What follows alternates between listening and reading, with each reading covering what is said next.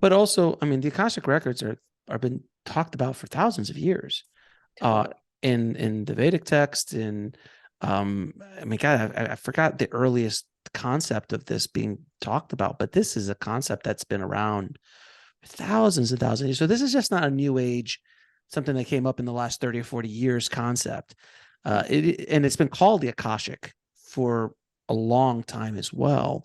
And then we could talk about Edgar Casey, who really popularized it in the early 1900s with his work and tapping into the Akasha records, which is really interesting because the way you're referring to it is individual volumes, let's call them books. I mean, we have to put it in like a library, it's a giant library, books and Yeah. all this kind of stuff.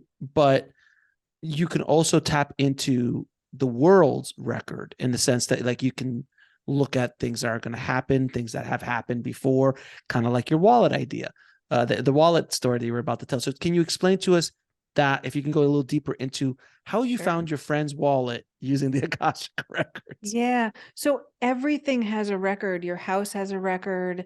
To your point, the world, you can open up the records of things, of animals, of people. I know it's like a library, but it's not a Yeah, library. yeah, It's yeah. like the internet, but it's not the internet. I mean, I just don't think we have the best language. So this is the best I can do to explain it. Um, but it is, yeah, it's a place that holds everything you've ever done. And what people do is they do something called an Akashic record reading.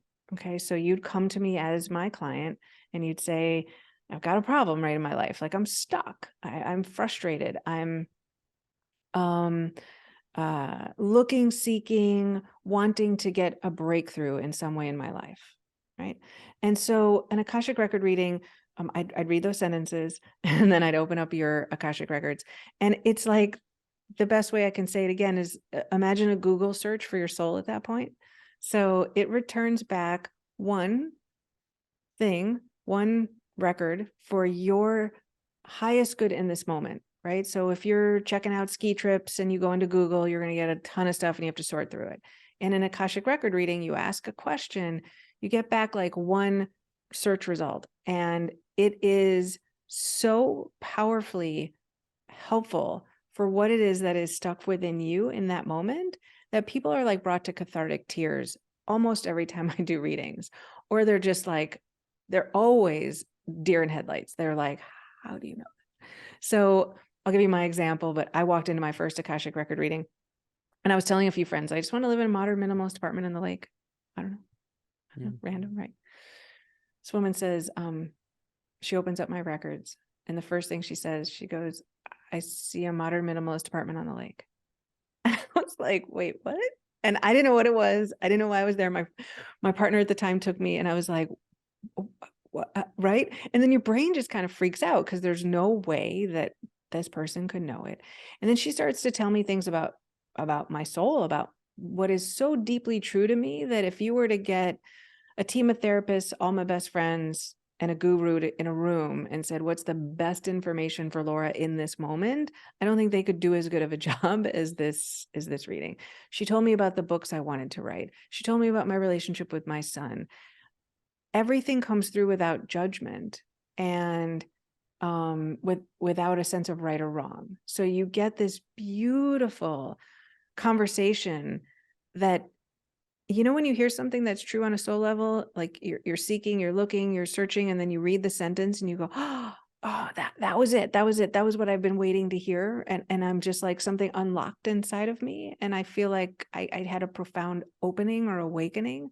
It's like that for an hour. I mean, you're just like one after the next, after the next, after the next. Um, so your question, what else is out there? It's that in a reading for an individual. And then I go in the records and I ask these other questions because of my, obsession with philosophy, but I ask like, what's the nature of love? What's the nature of boundaries? And the reason is we have these views of this stuff, but it's filled with judgment and getting it right. And like feeling this pressure in this lifetime that I'm like, if I don't do something in a certain way, I've like failed the life, or like, right. We have this calling, like, I know I'm supposed to be doing something in my life, but I don't know what it is.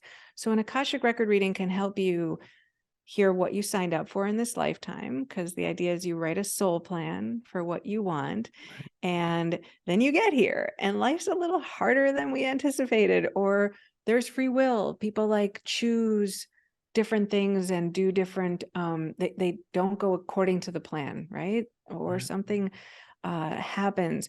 And so the reading can help you get back on track with where you are for what you signed up for, what you need to heal, how to grow, what relationships are serving you, not serving you, karmic ties, past lives that are haunting you.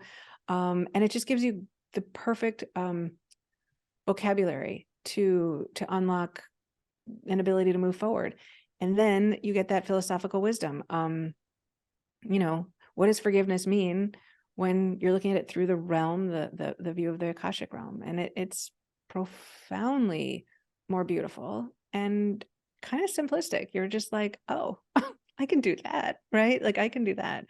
And then to the wallet, it's like, so I'm at this, I'm doing this, I'm writing, and I'm doing readings, and my friend calls me frantically. She's like, I can't find my wallet. And I'm like, I don't know where your wallet is. I'm not that's like a party trick, right? Like I can't tell you. So she's desperate. And so I go in her records and I check, okay, where's Ale's wallet? And I'm focused. And I see a pile of clothing and there's this wallet stuffed in it. And she takes this pile of clothing and puts it in a hamper. And I said, I think your wallet's in your hamper, but it's really stuffed in there. So you got to look closely. She's like, okay.